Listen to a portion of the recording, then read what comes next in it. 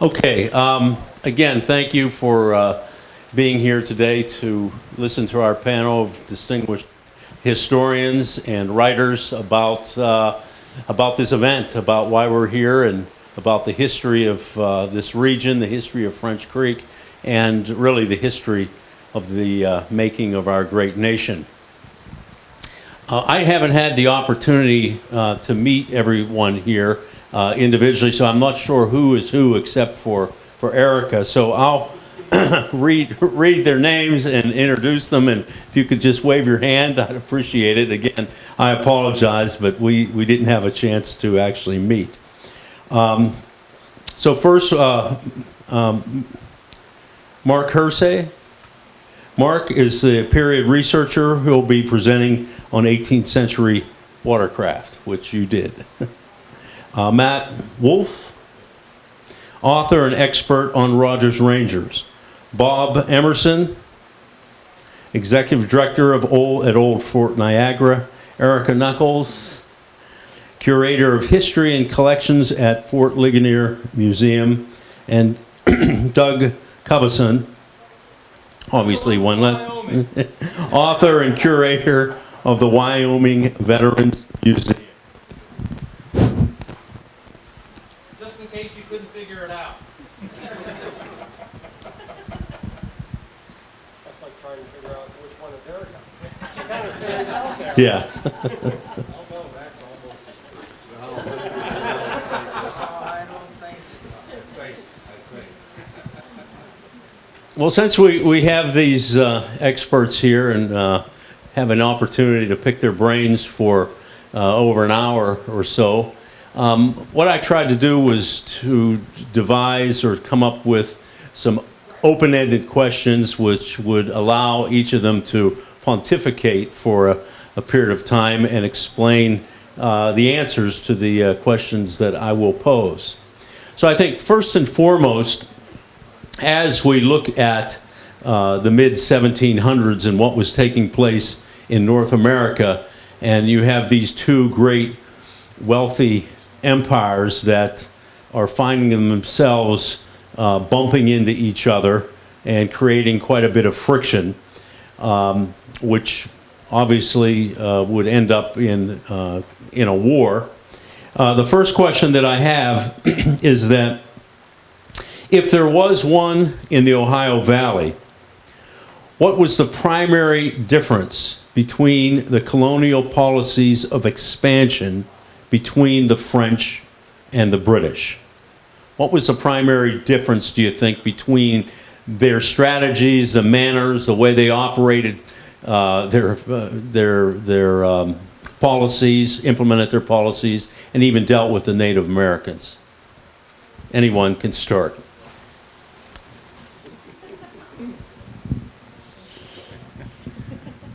I think that the French weren't such concerned with building a new empire. They were more concerned with the trade benefits that they would get from having settlements and fortifications and stuff in the New World. So I think that definitely influenced the way that they treated the native tribes. They weren't concerned with expansion as opposed to just maintaining their foothold here so that they could take advantage of the natural resources. So I think their relationship with the tribes reflected that. I mean, they knew that they were essential to what they were trying to accomplish, so I think they treated them better at the onset anyhow than the British, ever thought to. So.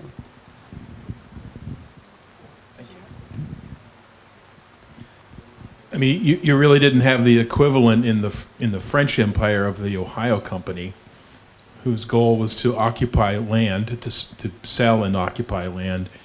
The French were also concerned about British expansion westward. They have colonies in Canada, the Great Lakes, along the Mississippi, and they are concerned about the wedge that's going to be driven between those colonies by English expansion. So, that has something to do with it too. But if you just look at the string of forts that they're building from Lake Erie to the forks of the Ohio, they're not bringing settlers here. They're actually military posts that there is some trade going on, but the primary purpose of those posts is for military control of those strategic points. So I know that was a concern of theirs. Did the French have control of the Mississippi, the lower Mississippi at that point? Well, control is a big word. They had influence. They had a number of posts up and down the Mississippi River. They had posts in the Illinois country. So they had a presence there. I mean, scholars debate how much actual control the French ever had over the mid part of the continent.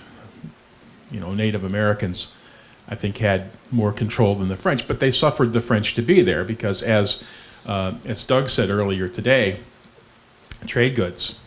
But they did. They had a big presence along the lower Mississippi. Well, I would say offhand, the big difference is the French are much better dressed. But if you're looking for something more than that, the French and British have different models of colonization and imperialism. The British model is based upon land occupation, land exploitation, and what that, of course, entails is permanent settlement.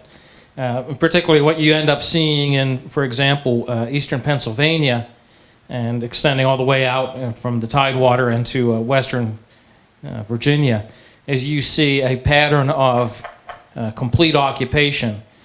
By 1750s, for example, in eastern Pennsylvania, there's a well-established network of roads, settlements, wagon transportation, and of course in 1758, that's why John Forbes chooses to launch the 1758 Duquesne campaign from eastern Pennsylvania, because there actually is a land transportation system in place. And that's the British system.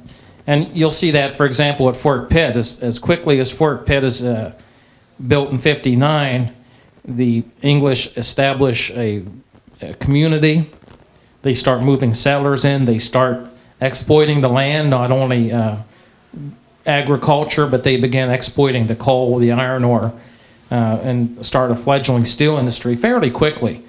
The French have a different settlement pattern, and again, basically that is what I would call trade-centric, which is the emphasis is on establishing trading posts along the water routes, using the Indians to exploit the natural resources, provide them to the trading posts, and then you bring them back to get them into the European trade network.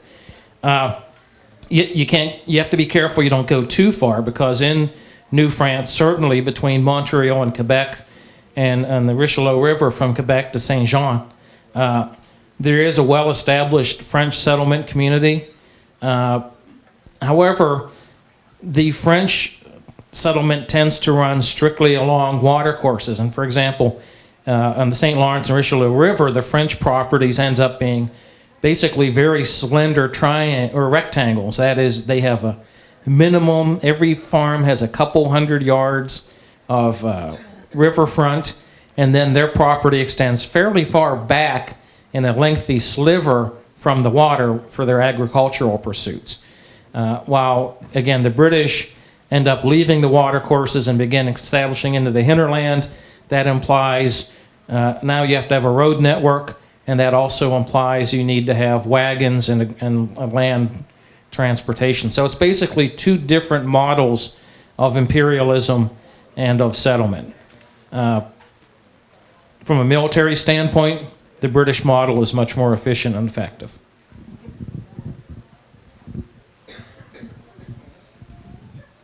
And to just sort of dovetail that, one thing that sort of gets overshadowed in the French interest in expansion is religion. Almost, every time you see an effort to expand, there's always a tagline, and then instructions from the Governor General or from an official in France, to please send out priests to Christianize the Indians, or to establish a missionary effort, wherever the trade effort is going on. In fact, many of the posts that we think about, associated with Nouvelle France, particularly in the Great Lakes, if there weren't, a Jesuit post there first, they were shortly thereafter Jesuit priests present at a fur trade post. And some of the, posts that we associate with the trade, St. Ignace in Michigan, actually, the priests were there first. And then, sort of contrary to some of the models that have been offered as the westward expansion models, like Frederick Jackson Turner, and, where there's a mercantile interest or a commercial interest. Actually, some of the earliest exploration of the Upper Great Lakes and into Canada were priests. They were the explorers in many cases too. So along with these models, I'd say that's one of the other things that makes the French effort distinctive is the early on the effort to expand Christianity and set up missions on the frontier. And those missions often really characterize the communities that developed. And there's a lot of research, a lot of great work that's been done on the French colonial establishment along the Mississippi River. And whereas you see some villages are very distinctly characterized by their acceptance of Christianity and their welcoming of the Jesuit missions, whereas some aren't. So it's an interesting mix, and there's you could probably spend the next year reading some of these books that have come out in the last 5-6 years on that topic. But even the French priests are better dressed than those foreign. Except if they go collect. And maybe everyone here can help me put some numbers to this, because I know these are always debatable, of the population of New France versus British North America. What was the latest one I saw of New France? And please chime in. Was around 55,000, give or take. I know these are rough estimates. And then I've seen anywhere like 50 to 60,000 settlers in New France. And then in British North America, it was 1 million, right? Over 1 million. I'm not sure about that. I haven't seen that. Closer to 2 million, yeah. See? Between 1 and 2 million. That's when historians use terms like that. So that gives you in numbers the idea of, what they're dealing with, not taking into consideration native populations. So when like an army gets sent over and they're looking at, okay, like Doug's talking about going into a place that's populated by Canadians, there weren't that many of them compared to were populated in British North America. And from a military and logistical standpoint, the two different patterns are extremely important. I'm glad Erica brought that out with numbers. The British armies in North America are actually sustained logistically from a commissary standpoint by the North American colonies. There's enough settlers and they're producing enough agricultural products that they can actually support and sustain the British Army in North America from the colonies. The Canadians are not producing enough. They're basically barely self-sufficient, and the military in New France has to be augmented by commissary supplies from France. And so you end up in a situation where the French military leaders in New France are sitting here waiting and waiting and waiting for the spring supply convoy to arrive from France. And until it arrives, you can't do anything because you don't have enough extra food to run a campaign. And again, the English model of settlement ends up becoming much more efficient. Interestingly enough, in the War of the American Revolution, the British cannot support and sustain their forces in North America because the colonies are in rebellion. So 20 years later, they have to sustain all of their armies in North America from England. And that, in fact, becomes an inhibitor or a constraint upon the number of forces the British in the American Revolution can sustain in the field, because it's all based upon how much food you can get across the North Atlantic. Exactly the same constraints the French faced during the 7 Years' War. The French had a hard time enticing settlers to come to North America, and that's for a variety of reasons. Primogeniture laws being part of it, attachment to home and community being part of it. Women.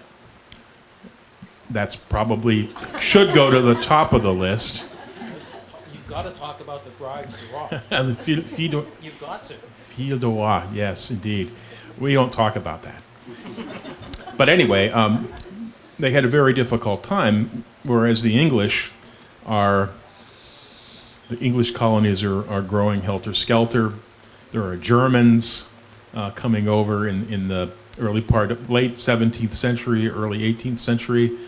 And religious dissenters as well that weren't quite as well tolerated in New France as they were in the English colonies. Okay, thank you very much.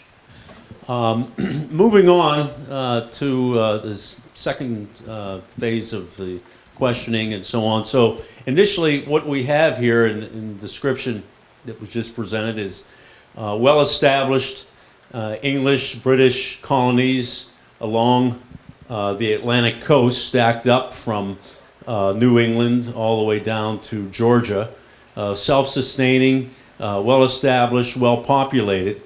Whereas in Canada, you have a relatively scant population. You have the French looking at North America more for trade opportunities, I would take it, to get furs and take them back to Europe to sell and to bring goods over and to deal with the Indians. They're looking at their establishments at the lower Mississippi, correct? They're in the lower Mississippi, coming up the Mississippi, and they're in Canada, so that their strategy is to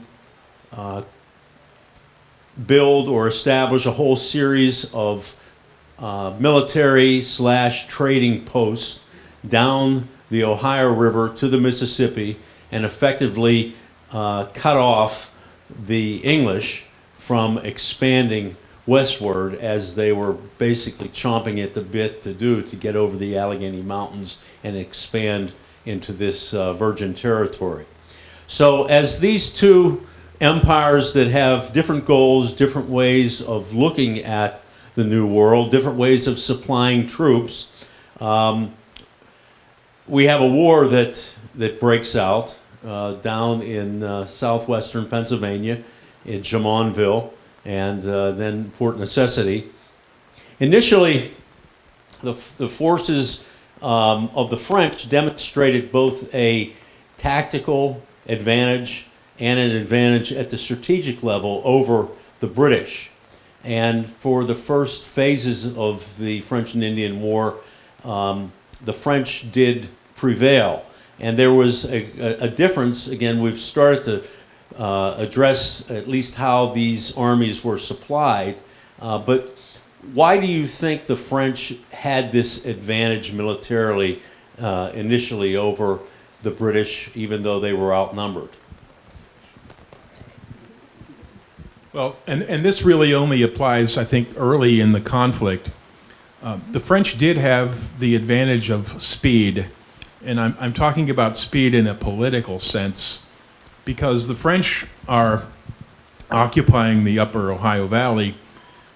The English are sitting in Albany talking about what are we going to do to counteract this menace.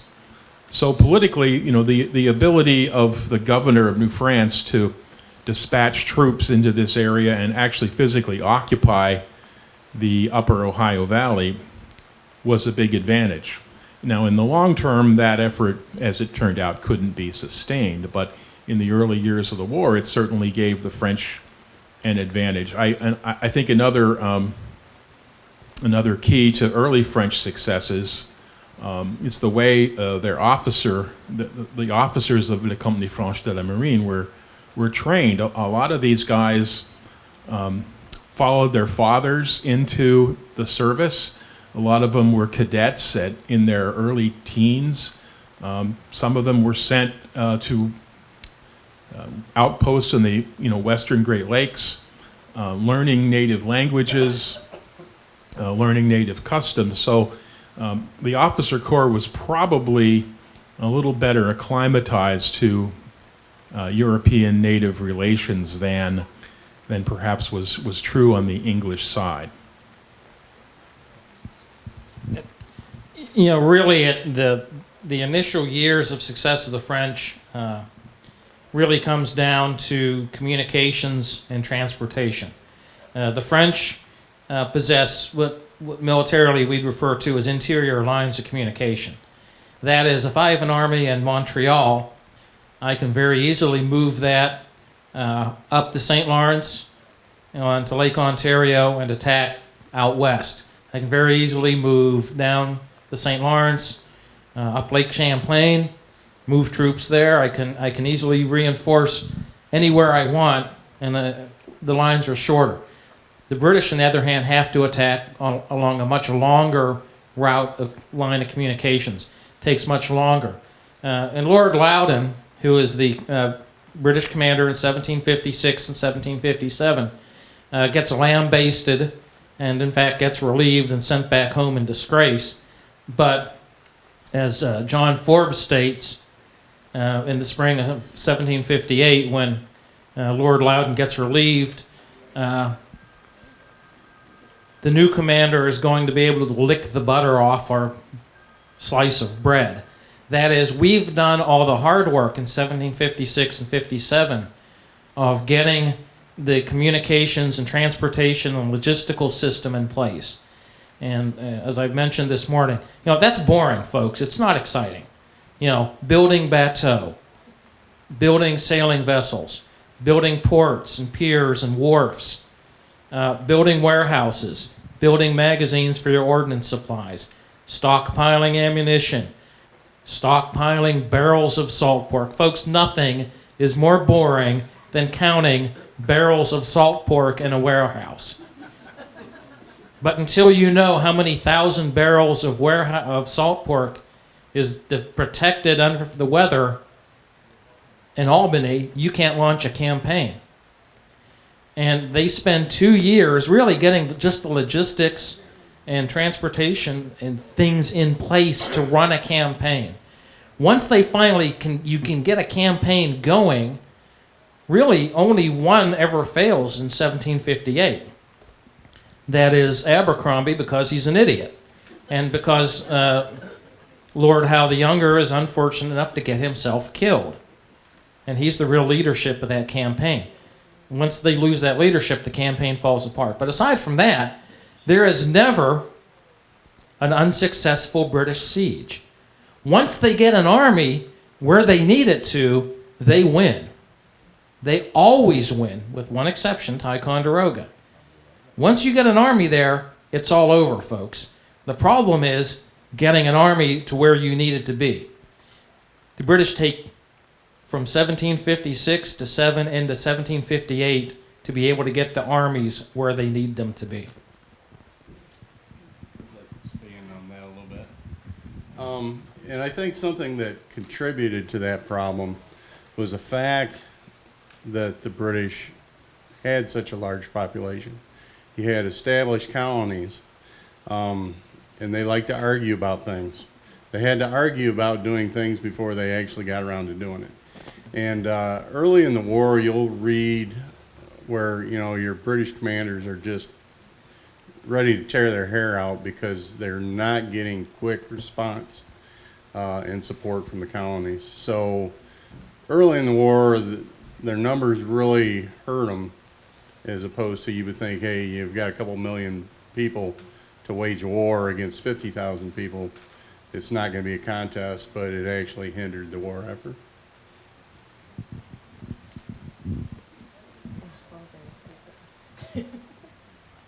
And I think to expand further on that you also have infighting between the colonies happening during the war. There's border disputes happening in the Hudson Valley between New York and New England colonies.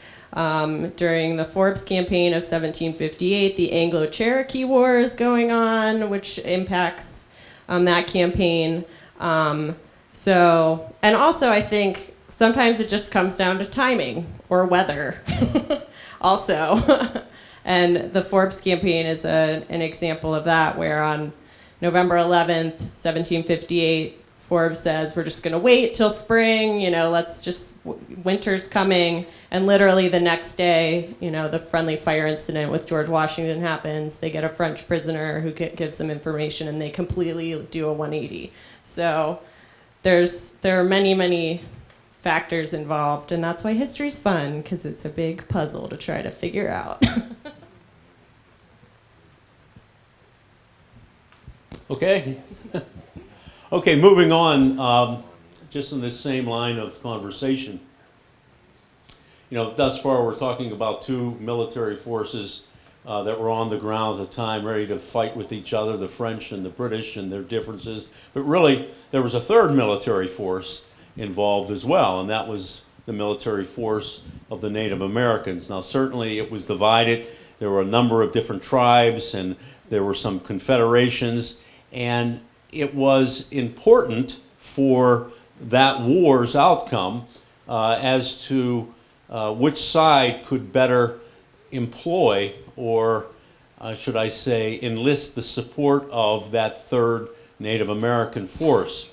So it seems initially that the French were better at doing that. We've answered the question to a certain extent why that was, why the French did have a different view of the American Native Indians rather than an obstacle to expansion. They saw them more as partners. But if we could comment now somewhat on, I guess, not only the French relationship with Native Americans and why there was cooperation, but later on in the war, the Indians kind of switched sides. So could we talk about why and how the Native Americans, who they supported initially, and how that all went? Anyone can start. If you're dependent on European trade goods, you're going to want to keep that supply flowing, and you're going to want to make sure that you side with the winner. And this is a really complex topic, so whatever I say is going to oversimplify it, but you're going to want to side with the winner. And in fact, here in the Ohio Valley, even some prominent natives like Shingas at one point was asking the English to come and build a fort here. But the English failed to act quickly enough, and the French moved in, and Shingas became one of the greatest partisan raiders in that early phase of the French and Indian War in Pennsylvania. So from that perspective, you want to back the winner. When the tide turns, when the tide of war turns in 1758, not only are Native American people war weary by that time, but they are starting to see that maybe the French are not going to win this conflict. I know in connection with the Niagara campaign, William Johnson is able to, over the winter of 1758-59, he's able to almost completely wean the Six Nations away from the French, those that Western nations that had aligned with the French earlier on. So they are wanting to be on the winning side, and I think in many of their minds there was the concept that once the French are kicked out of the land west of the mountains, the British are going to come in and maybe they'll establish a few trading posts, provide goods, but maybe then they're going to get out of here. And that's certainly, I think, the case at Niagara when the forces, almost 1,000 Native Americans went with Prideaux's army to besiege Fort Niagara. And if you think about the experience of Native people, and I'm speaking in terms of New York at this point, when Montcalm came and destroyed Oswego, he destroyed it and he left. And I think, from many natives' perspectives, that was the ideal situation. Kick the French out, leave some posts here that, your traders can come to and trade with us, but get out.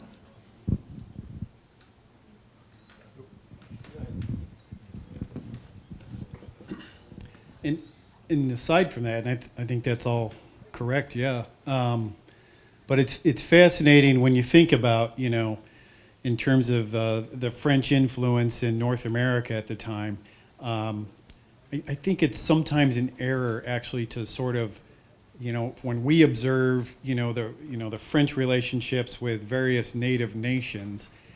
I think if you read a lot of the primary source documents, what the Europeans, both British and French, the sort of the building block is the villages. There's many villages within these nations, and one village can have a different opinion than another village, even if they're from the same nation. And I think that has a lot to do with quite frankly, the mixing of the cultures between the French and particularly the natives in this time. So there's, let's think about Pickawillany in Ohio in 52. Charles Langlade comes down from what's now more or less Green Bay area, destroys the post, that village, kills the leader of the village, drives out the English traders, and establishes that, the English traders are not welcome in central Ohio at that point. But who's Charles Langlade? We think of him as a French guy, right? Well, he's actually half Ottawa, half French. And I think when you look at the composition of some of these villages, you have many, many people who are half French, half native.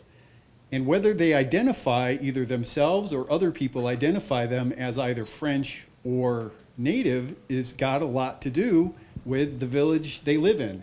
Especially when you talk about the lower Mississippi, where French settlement is very, very, there's much, much more, there's really a burgeoning civilian population in very close proximity to native villages. If you grow up in the French town, you probably have a French name, and you may be half, native, half French. If you grow up in a native village, you may have a native name, even though you're also still half native, half French. It's got a lot to do with the village that you actually grow up in, which sort of determines your identity or how other people identify you. So I say all that to say there's very, very, very tight familial connections between the French and the native people. And in the 18th century, anytime you intend to march an army across, what's still native-held territory, you generally seek the permission of that group who, owns that or controls that land where you intend to march. And, the French have decades and decades and decades of this familial connections, these establishments with all these various villages who may not all have all the same political opinions or may not have the same view of the European powers. But, it's important to establish that connection. And I think certainly the French had come into the French and Indian War with an advantage in that respect, but the British did an admirable job of catching up. I mean, they essentially stand up an entire Indian department in the middle of this war, and they rely on people who, again, have established similar connections that the French had established. William Johnson's a good example. Now, he's born in Ireland, and immigrates to North America, but what is he? He's a guy that's, he's sort of been, I hate to use the word adopted because that carries some other connections that maybe are not accurate, but it's probably the best way to say it. But possibly more importantly is he speaks Mohawk. He speaks the language, and in his role as interpreter is not just only language, but it's culture. It's knowing how to behave in settings, knowing when to talk, knowing when not to talk. It's more than just the language. And so he's very adept at picking this up. And it's his skill in that, which is really the foundation of the British being able to build this Indian department, which by the end of the war, as Bob said, is successfully wooing away these allies. Aside from the ability to access trade goods, which the French lost when they lost Louisbourg in 1758. The British now can, and again, if you heard what I had to say earlier, the trade goods are not just, just so you can have a handy kettle and a handy bucket. It's also again, establishing that familiar relationship in the diplomacy piece of it, where you're showing generosity. I'm telling you that I represent a father over the sea, and a father is a generous person in your family, or he's a generous figure, and so see how generous I am by offering all these goods. So the French definitely had the advantage at the beginning. The British picked it up very well, and again, by the Revolutionary War, they had a firmly established Indian department, and so they actually took that same position that the French had enjoyed at the beginning of the French and Indian War into and through the Revolutionary War. One thing that has always been in the back of my mind too is you go through history and you look at the successes that the native tribes have had over the years. It's always been during a period of confederation where the tribes were able to band together and become more of a formidable force. And even though they were, to a certain extent during the French and Indian War, they weren't one strong unit. There were fractures within the nations, the Six Nations. The Ohio tribes actually were not, had been under the yoke of the Iroquois for years and things like that. So you didn't have that strong, tight-knit confederation of the native tribes at the time too, which changed the focus of their impact on war. Even though it was a big, large part of it, it could have been much bigger had they not been fractured in certain places.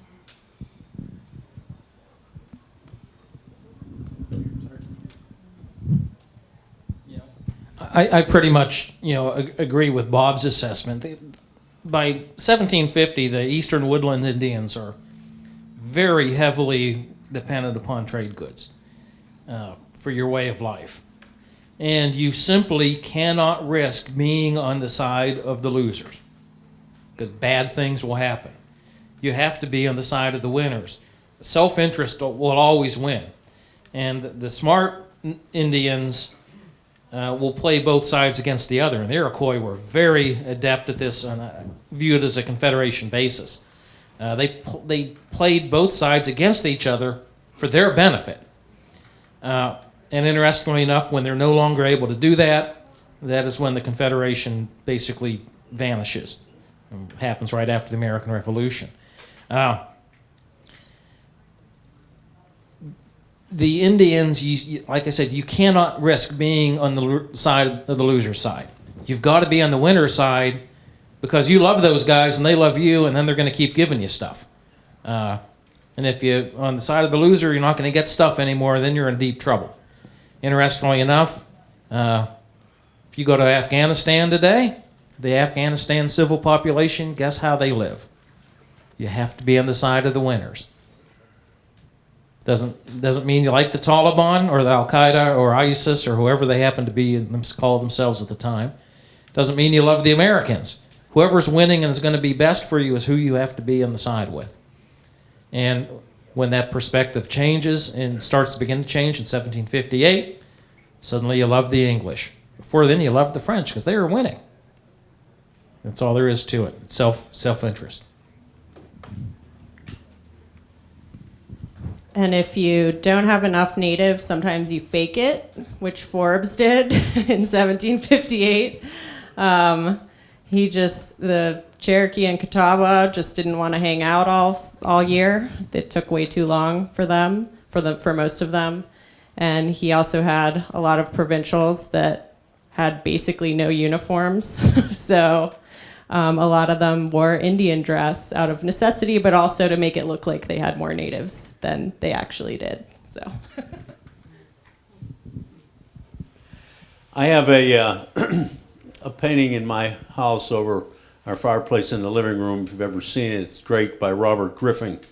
And it shows a confused-looking George Washington at Fort Necessity. And you've all heard the story. He has his troops all lined up, and the name of the painting is what is it, a pleasant place for a battle?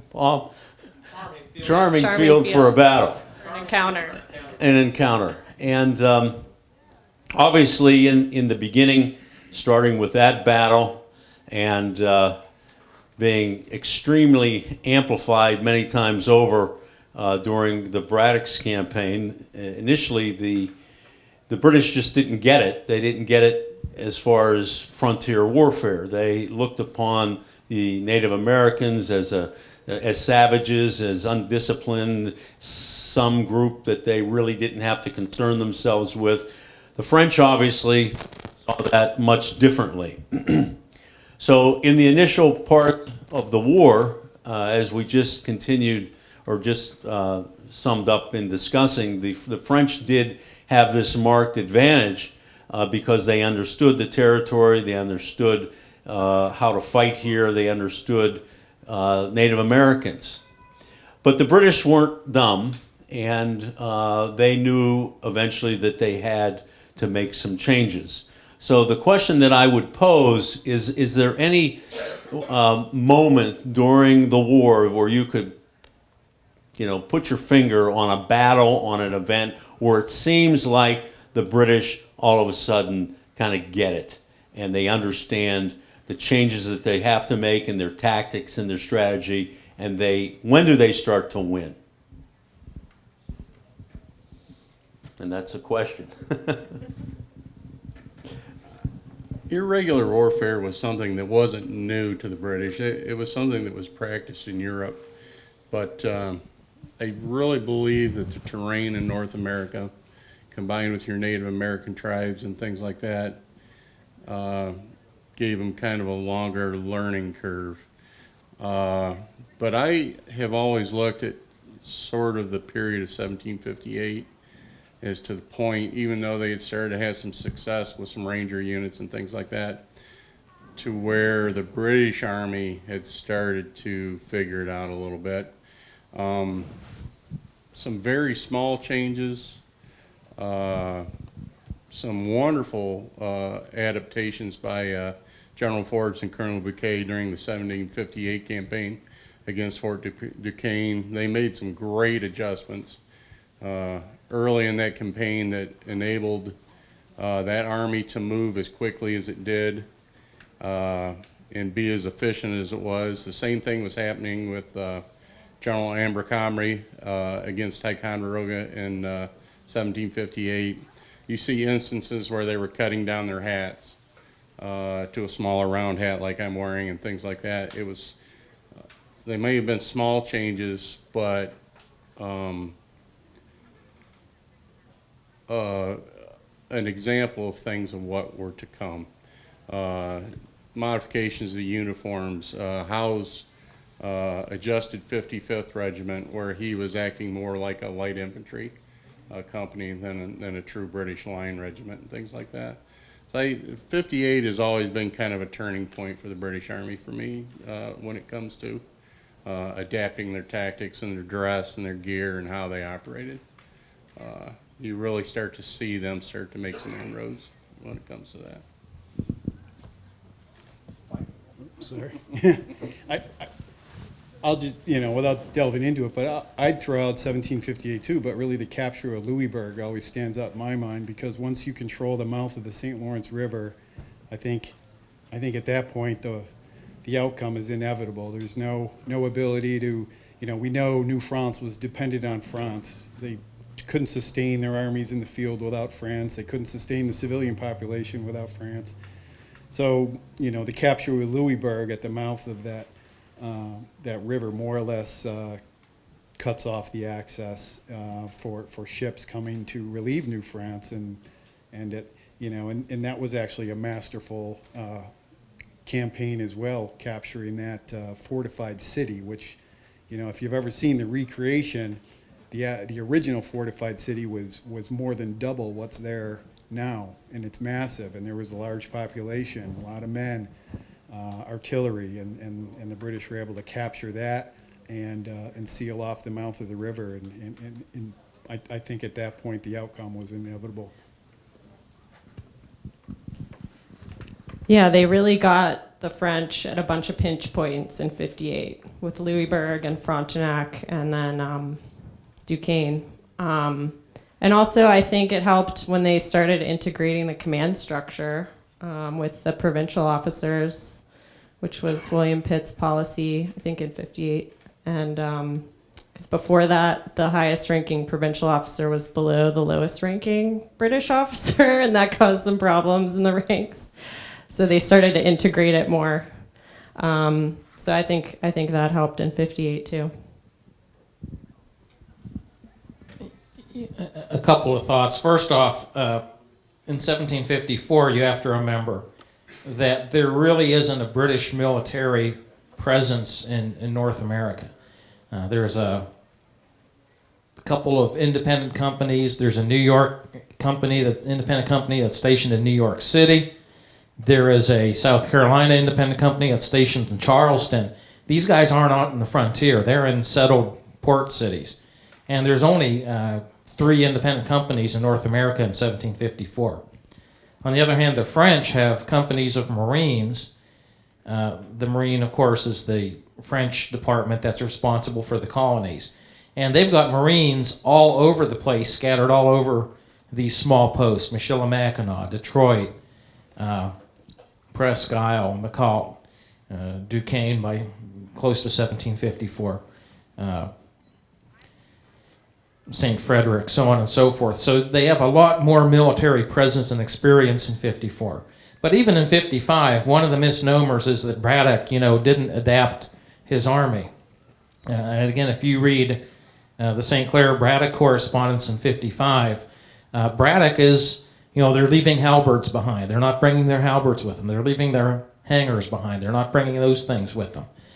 They are trying to adapt to the terrain and topography, and truthfulness of the western region, but they don't know what those really are in '55. And again, it takes the British Army a couple years of experience, '56, '57, to really get a feel for the peculiar conditions in North America. But again, as our other esteemed colleagues noted, by '58, the British Army is clearly undergoing a very heavy and intensive modification. Lord Howe modifies the 55th Foot. The 80th Foot Gauges Light Infantry is raised. There's additional companies of Rangers raised.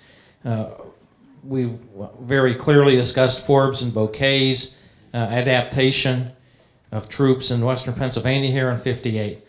So that basically by '58 the British Army is transforming itself. And again, by '58 the entire concept of British light infantry is being formed. And of course William Howe ends up becoming one of the key proponents of this light infantry concept in the British Army. So by '58 the British Army is clearly transitioning. It took them a couple years of experience in North America to get there. The French were a couple years ahead of them because of the larger military presence that they had over a longer period of time. Was it true that Scottish troops were actively sought out to be sent here because they seemed to be more adaptable to warfare with the Native Americans? It's, again, something I've heard as a question.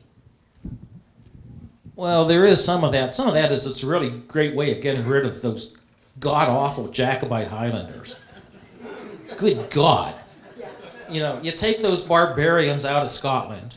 They can't rebel against you anymore because they're in Ticonderoga or some godforsaken place. And you tell them they can wear their kilts again. Well, hey, it's a win-win scenario. Either the Highlanders or all get killed by somebody in North America, in which case they won't be Jacobites anymore, or they'll help you win, in which case you have somewhere else to send those maniacs and get them out of Scotland.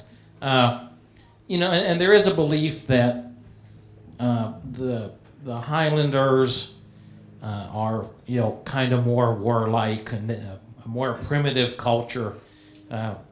They'll be better fighting Indians. There's no real evidence that that's actually the case. And I think really it's more pragmatic. You have a bunch of displaced people who've only been displaced about 10 years ago. They still might have Jacobite sympathies. They want employment. There's nothing better to get rid of an excess population of testosterone-laden, troublemaking young males than to enlist them in the military and then send them to foreign shores. And again, win-win situation. They'll either get killed off or they'll win a victory for you, and then they'll seize new terrain, which you can then send your other disaffected population to populate for your own benefit. I love imperialism. It's wonderful.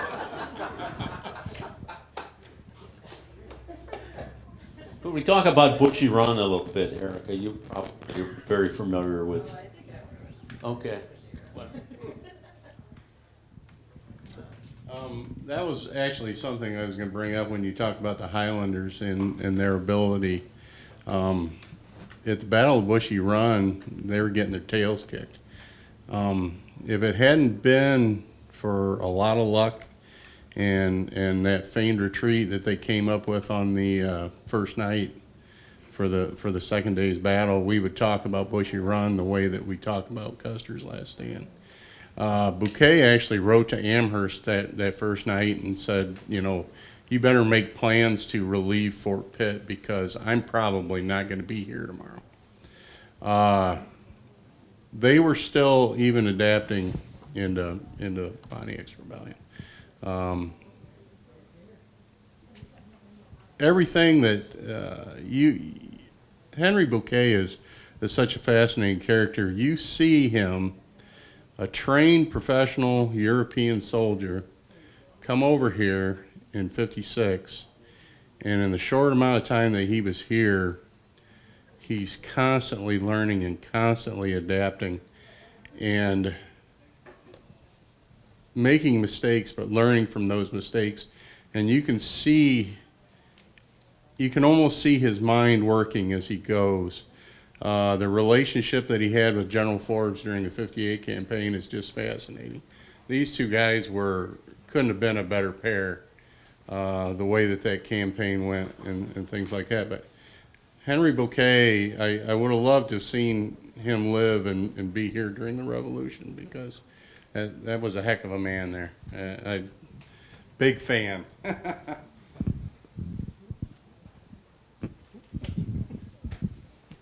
I always seem to talk. One of the standing jokes at the Veterans Museum is every photograph they have of me in the museum is me talking and usually waving my arms somewhere. Within the past month, they actually had a picture of me listening to somebody, and the picture went viral because it's the only known picture of me not talking. But in the case of Bushy Running, you know, a couple points. First off, I would caution, and when I do military training to young leaders, do not mistake good leadership with good luck. Good leaders have good things happen to them because of their leadership. And again, at Bushy Run, yeah, they're hard pressed, but they don't walk into an ambush. Their advance guard makes contact with the Indians. The problem is that the Indians are well armed, pretty determined, and apparently have some kind of leadership and have good tactics. And, you know, but on the other hand, they're stymied. It's just there's a lot more of them. But Bouquet devises superior tactics, which incidentally are based on John Forbes' recommendations and development of tactics during the '58 campaign. And again, do not mistake good leadership with good luck. It's also important to remember that Henry Bouquet's War of Austrian Secession experience had been in northern Italy, heavily mountained, rugged, wooded, mountainous terrain, and the war there featured a lot of petite guerre, what the French for small war. That is, again, one of our other esteemed colleagues noted, you know, there's a strong European tradition of small war, skirmishing, raids, patrols, ambushes, small unit tactics, small unit fights. Bouquet clearly had been very heavily exposed to that in North Italy during the War of Austrian Secession. So clearly he had to step up already. So I think, often we like to say that it was good luck or he got lucky. Good leaders don't get lucky. They get lucky because of their leadership. One thing about that too, you talked about like ambushes and things like that. Bouquet, as he made his way across Pennsylvania, the attack at Bushy Run was exactly what he wanted to have happen. He expected to be hit before he got to Fort Pitt. That's what he was prepared for. He actually talks about it earlier that the best way that he can help to lift that siege is to have that native contingency come out and attack him. So that's exactly what he wanted to have happen.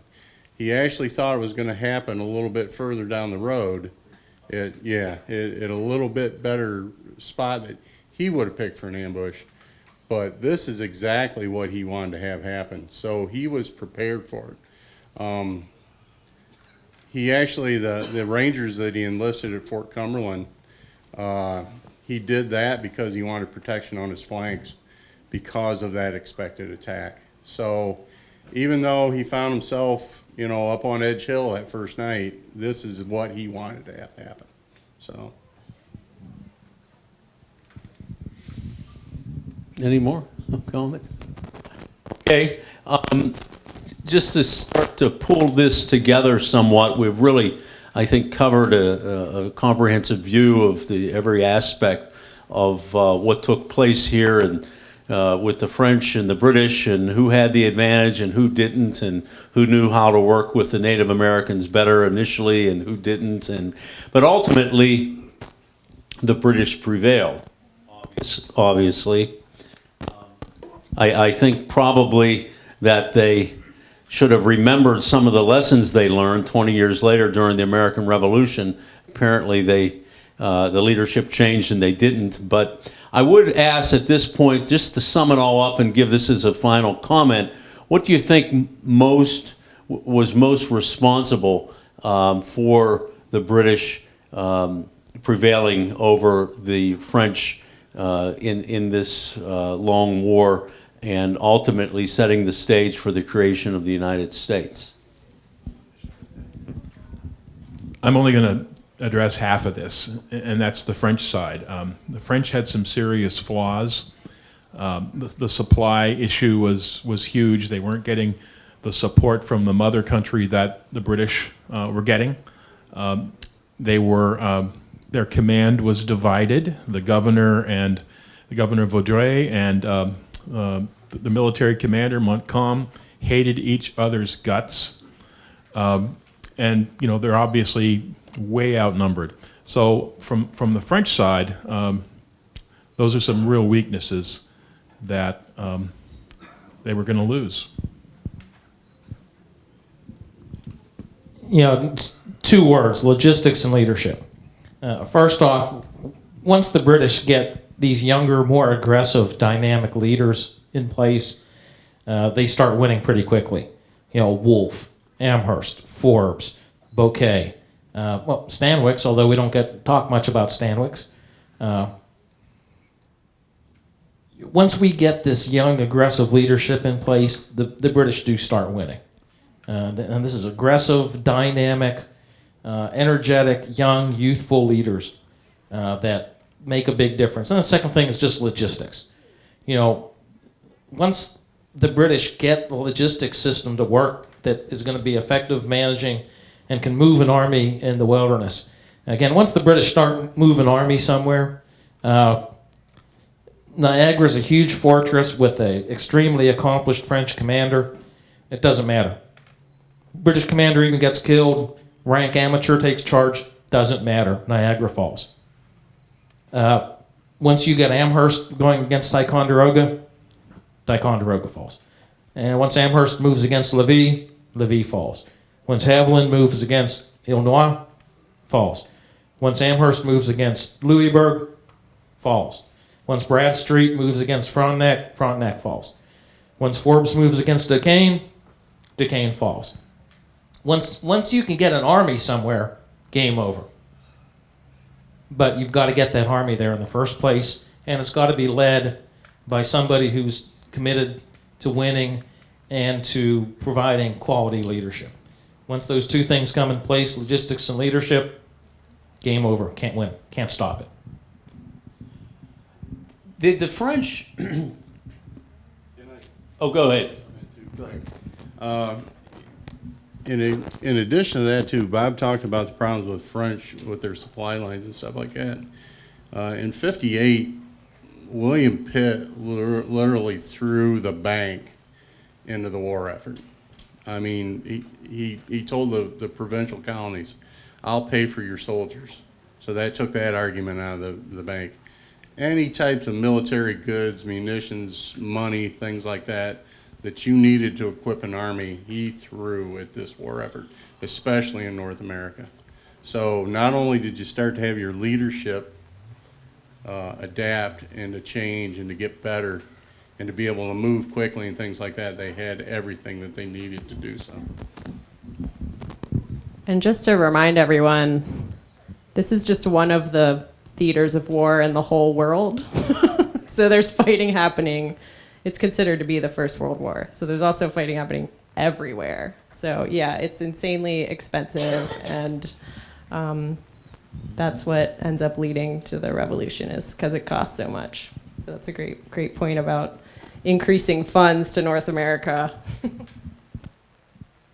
Was there a significance in the fact that the French, they were French Marines? Were the French Marines different from the standard French military forces?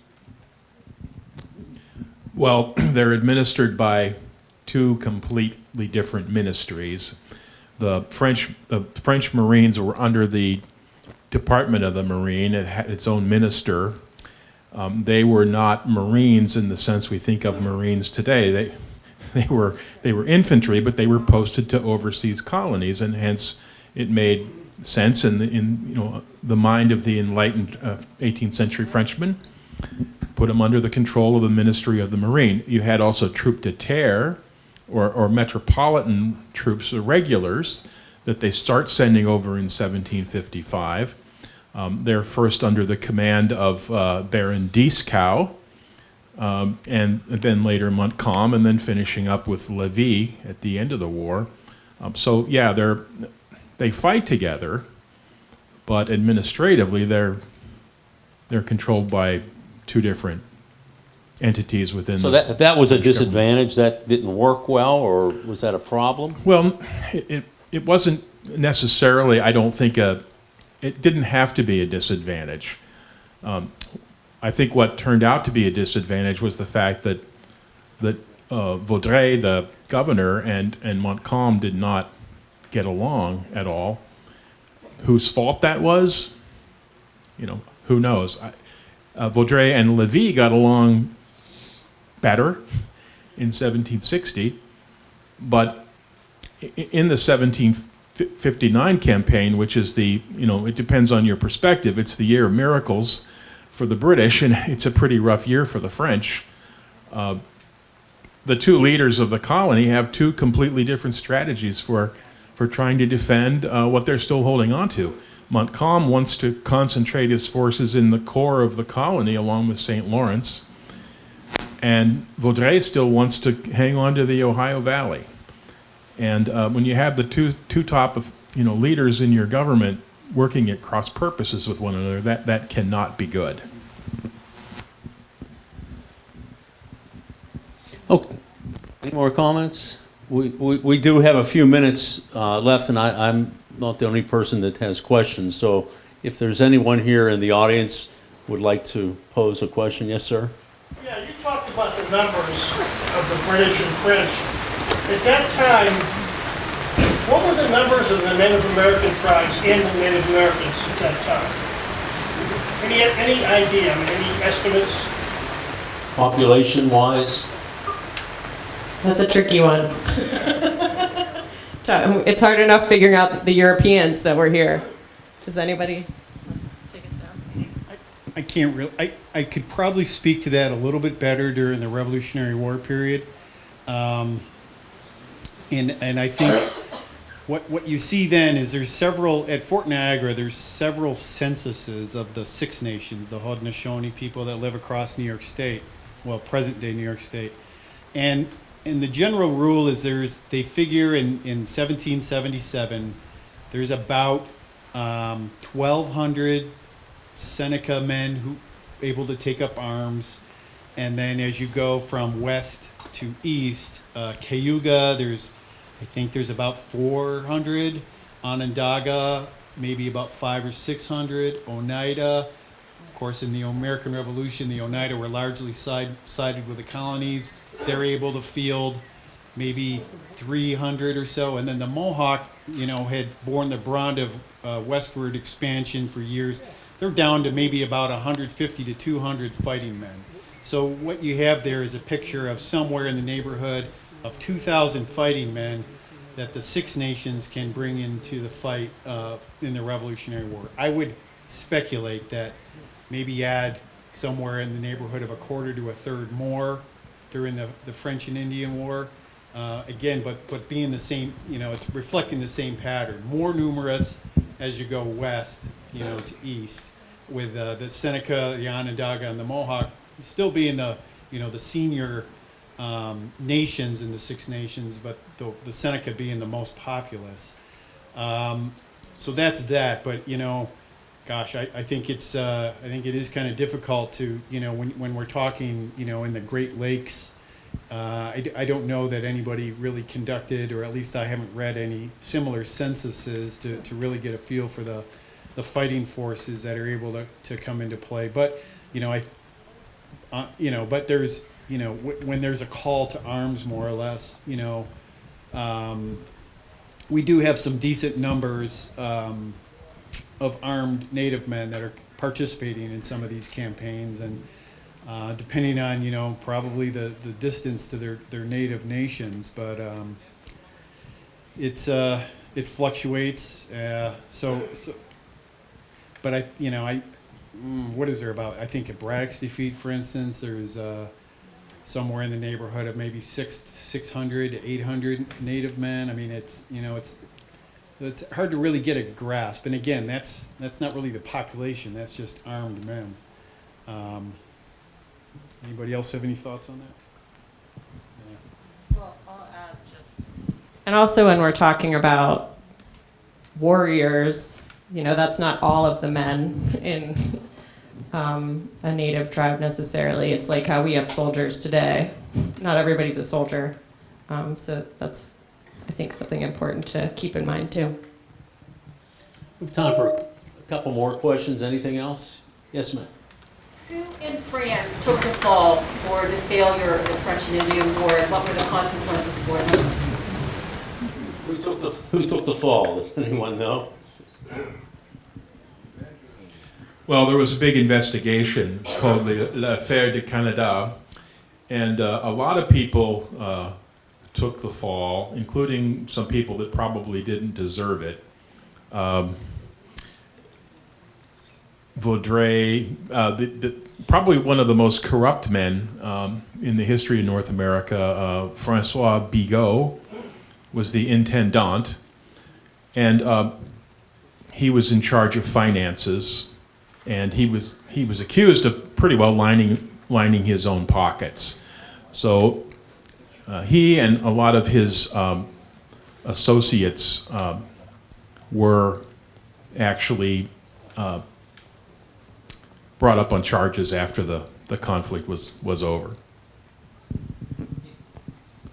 He made his money the old-fashioned way by looting the king's treasury, which, if you win, is all for the good. But if you lose, and then you end up becoming the fall guy,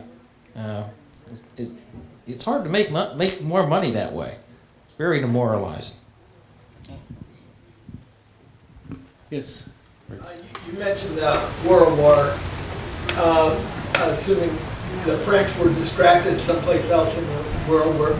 Well, the France and Great Britain and their associated allies were fighting in North America, the Caribbean, South America, Europe, Africa, India, and by the end in the Philippines.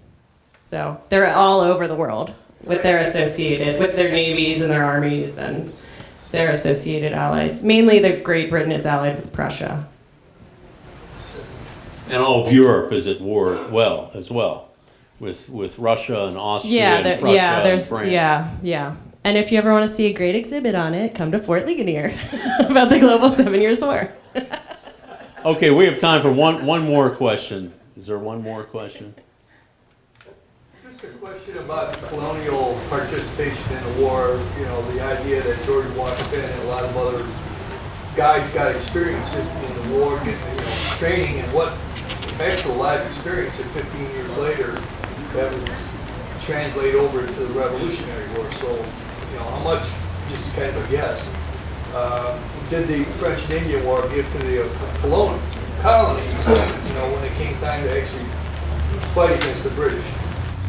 Was there a lot of participation by native English from the colonies, or was it all British forces from Europe? Well, I think Washington is a great example of that because it was really his training ground, and he learned how the British Army trained its soldiers. He was very strict with his Virginia regiment, making sure they were trained in all tactics. And a lot of that was to try to prove that he deserved an officer's commission in the British Army, which he never got. So certainly in the case of Washington, it was a pretty important training ground, and he certainly stumbled along the way, but learned a lot as that went along. But he also, after the Forbes campaign, he was like, I'm out of here. He found the wealthiest widow he could marry, and he went back to Virginia and and started his role in the government there. Even better than looting the king's treasury, marrying a rich, attractive widow. Let me tell you, that's the way to do it. One more question. I just had a little local note here on veterans of the French and Indian War who served in the Revolution, and I wanted to add a little local note to this. After Fort Niagara fell, they sent a British officer from the 44th Regiment of Foot to Pittsburgh to carry word of the fall of Fort Niagara, and he came right through here. And had a difficult time. I mean, imagine you're the first British officer to move through this French-held territory, and his name was Charles Lee, and he was until Monmouth battlefield, he was one of Washington's right-hand men in the Revolution. We don't hear much about Charles Lee today because he kind of disgraced himself. But he was here. He came right through here on his way to Pittsburgh to carry word about the fall of Niagara. Captured at the wrong time, as I was. One of the things in my Forbes campaign, I'll do a gross marketing plug for it, but during the Forbes campaign, a large number of future generals would obtain military training and experience in this campaign. Again, Washington's the one that immediately springs to mind. Adam Stephen, who was a company commander under Washington, would end up becoming a division commander. Horatio Gates was an independent company commander, gained significant experience in this war. Hugh Mercer, again, was a subordinate officer under Washington. And a lot of these guys, Armstrong, who ends up basically Armstrong County, of course, is named for him. He ends up leading a major American column in western Pennsylvania in the American Revolution. Armstrong is a subordinate commanding Pennsylvania provincials. A lot of these guys in particular get experience under Forbes. And Forbes trains a lot of these guys. The Forbes campaign is almost like the training ground for the Continental Army in many ways. So a lot of these guys do get experience, and then when as you start looking in the biographies of men who are usually colonels or a little more senior in the American Army, a lot of those guys had served during the 7 Years' War. They got a lot of experience and particularly I say Forbes because some of the British officers, Amherst, as an example, weren't quite as good at using and utilizing and incorporating provincials. And that was one of John Forbes' absolute top priorities. And, well, it kind of backfires on the British about 20 years later. I understand that the King of England proclaimed the Appalachian Mountains to be the western ferry for western expansion of the colonies. And here the Ohio Company is out there carving up land around Pittsburgh before the war starts. Was that part of the motivation for the Revolutionary War to like get past this proclaimed barrier to western expansion of the colonies? Well, are you talking about the Proclamation of 1763 at the end of the war? Yeah, so that was put in place, and actually maybe, Matt, do you want to speak on this? Yeah. That was more or less kind of a plan to keep the natives happy. They were very concerned after the end of the French and Indian War. You know, a lot of them had allied themselves to the French. That proclamation was kind of to try to stop what would become Pontiac's rebellion. That was more or less geared towards the natives. I'm sure an underlying resentment became, you know, very apparent. But, you know, I mean, let's face it, people were heading west by droves from the colonies. But that was mainly the idea in England was to pacify the natives with that proclamation. But yeah, it didn't help matters any, that's for sure. And wasn't the proclamation after the sort of beginnings of Pontiac's War had started? So it was kind of a response to what was stirring up, yeah. You know, so now we have a whole nother war, which I don't think we really want to talk about. But you know, you have to view. You know, I view this as it's basically the same railroad line with a whole bunch of different stations en route. But the 63 Proclamation of 63 clearly has a significant impact, and is one of the pieces of legislation or legislative actions on the part of the British Home Rule that starts that train towards independence. Clearly, it's a contributory factor, and it's an early contributory factor. I would argue the Quebec Act later on probably was more significant than the Proclamation of 1763. But that is one of the early, and again, there's issues with provincial and British forces in conflict. Some British officers are very effective at using provincials and end up having very good relationships, like Forbes. Some have very poor relationships, like Amherst. Amherst basically relegated the provincials to logistical business on the rear and used his British regulars to fight. He didn't trust the provincials. He thought they could only handle barrels of salt pork. So, you know, that's a factor. But clearly by 1763, there's a series of interrelated actions, of which the Proclamation of 1763 is one of them, that move from British Empire to, in North America, American independence. Okay, I think our time is about up, and we'd just like to thank our distinguished panel of historians today with a round of applause. Thank you very much.